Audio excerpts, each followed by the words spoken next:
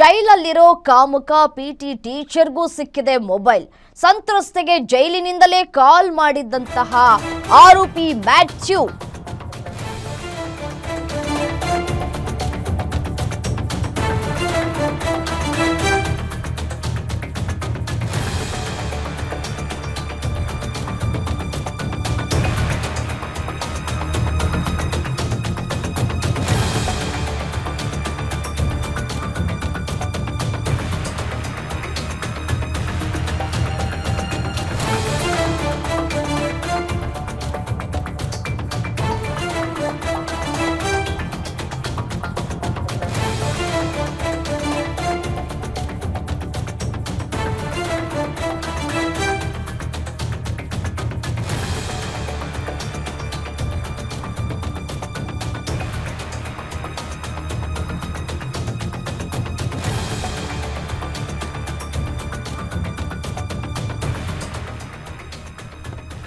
ಜೈಲಲ್ಲಿರೋ ಕಾಮುಕ PT ಟೀಚರ್ಗೂ mobile ಸಿಕ್ಕಿದೆ ನೋಡಿ. ಸಂತ್ರಸ್ತೆಗೆ ಜೈಲಿನಿಂದಲೇ ಕಾಲ್ ಮಾಡಿದ್ದಾನೆ ಆರೋಪಿ ಮ್ಯಾಥ್ಯೂ. ಕೋರ್ಟ್ನಲ್ಲಿ ಸಂತ್ರಸ್ತೆಗೆ ಸುಳ್ಳು ಹೇಳು ಅಂತ ಹೇಳಿ ಮ್ಯಾಥ್ಯೂ ಕರೆ ಮಾಡಿದ್ದಾನೆ. ಜೈಲಿನಿಂದ ಕರೆ ಮಾಡಿ ಕೇಸ್ ವಾಪಸ್ ತೆಗೆದುಕೊಳ್ಳೋದಕ್ಕೆ ಅಂತ ಹೇಳಿ ಒತ್ತಡವನ್ನ ಹಾಕ್ತಾ ಇದ್ದಾನೆ.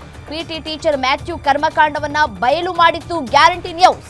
ಬಳಿಕ ಜೈಲು ಸೇರಿರೋ ಆರೋಪಿ ಮ್ಯಾಥ್ಯೂಗೆ ಮೊಬೈಲ್ ಸಿಕ್ಕಿದೆ. ಜೈಲಿನಿಂದಲೇ ಕರೆ ಮಾಡಿ ಸಂತ್ರಸ್ತೆ ಜೊತೆ ಮಾತನಾಡಿರುವಂತಹ ಮ್ಯಾಥ್ಯೂ ಈಗಾಗಲೇ ಕೆಳ ಹಂತದ ಕೋರ್ಟ್ನಲ್ಲಿ ಬೇಲ್ ಕೂಡ ರಿಜೆಕ್ಟ್ ಆಗಿದೆ. ಈ ಹಿನ್ನೆಲೆ ಸಂತ್ರಸ್ತೆಗೆ ಜೈಲಿನಿಂದಲೇ ಕಾಲ್ ಮಾಡಿದ್ದಾನೆ ಮ್ಯಾಥ್ಯೂ.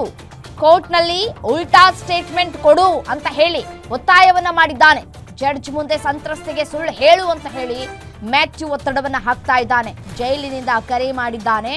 ಆ ಒಂದು ಆಡಿಯೋ ಗ್ಯಾರಂಟಿ ನ್ಯೂಸ್ಗೆ ಲಭ್ಯವಾಗಿದೆ. ಹಾಗಿದ್ರೆ ಆ ಆಡಿಯೋದಲ್ಲಿ ಏನಿದೆ, ಏನ್ ಮಾತನಾಡಿದ್ದಾನೆ, ಏನ್ ಬೆದರಿಕೆ ಹಾಕಿದ್ದಾನೆ ನೋಡ್ತಾ ಹೋಗೋಣ. ನೀಟಾಗಿ ಕೇಳಿಸ್ಕೊ 17th ವಿಚಾರಣೆ ಇದೆ ಕೋರ್ಟಲ್ಲಿ.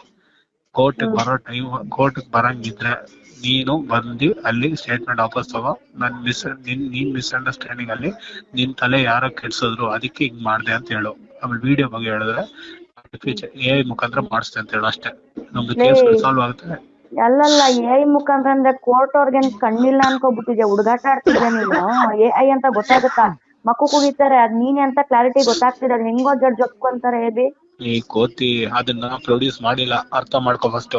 ಇದೇ ನಿನ್ ಬುದ್ಧಿ ಇಲ್ಲ ಅನ್ನೋದು. ಕೋರ್ಟ್ ಅಲ್ಲಿ ಕೊಟ್ಟಿಲ್ಲ. ಮಾಡಾಯ್ತು, ನಾನ್ ಮಾಡಿದೀನಿ. ಕೇಳಿಸ್ಕೊಳ್ಳ, ಇಲ್ಲಿ ಮುಚ್ಕೊಂಡೆ ಫಸ್ಟ್. ಇದೇ ನಿನ್ ಬರೋ ದಡ್ಡತನ. ನೀನು ಅದು ಪ್ರೊಡ್ಯೂಸ್ ಮಾಡಿಲ್ಲ, ದುಡ್ಡು ಕೊಟ್ಟಿ ಸಾಲ್ವ್ ಮಾಡಿದೀನಿ ಅದು ಕೇಸ್ ಕೋರ್ಟ್ ಪೊಲೀಸ್ ಸ್ಟೇಷನ್ ಅಲ್ಲಿ.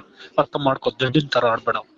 ನೀನ್ ಬಂದ್ಬಿಟ್ಟು ಕೇಳಿ ಚಿನ್ನು ಮೀರಾ ಮೊದ್ಲು ಬಂದ್ಬಿಟ್ಟು ಕೇಸ್ ವಾಪಸ್ ಕೇಸ್ ತಗೊಳಕ್ ಇಷ್ಟ ಇಲ್ಲ ಅಂದ್ರೆ ಬಿಡು, ಇಲ್ಲೇ ಸಾಯ್ತೀನಿ. ಓಕೆನಾ? ನಾನು ಇಷ್ಟ ತಗೊಳಲ್ಲ ಅಂತ ಹೇಳ್ತಿಲ್ಲ.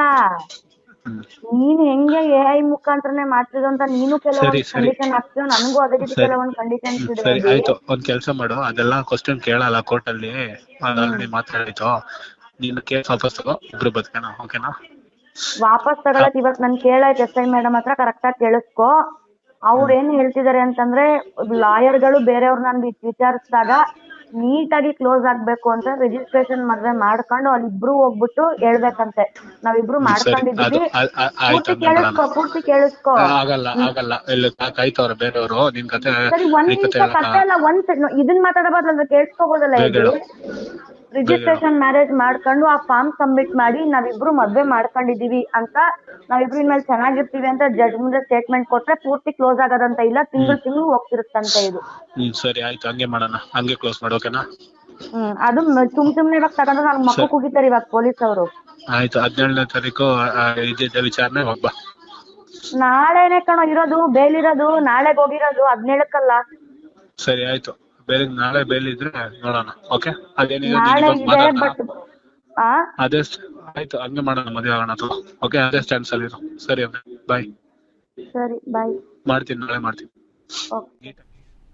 ಇಂಥವ್ರಿಗೆ ಏನ್ ಹೇಳೋದು? ಸಂತ್ರಸ್ತನೂ ಕೂಡ ಕನ್ವಿನ್ಸ್ ಆಗ್ತಾ ಇದ್ದಾರೆ.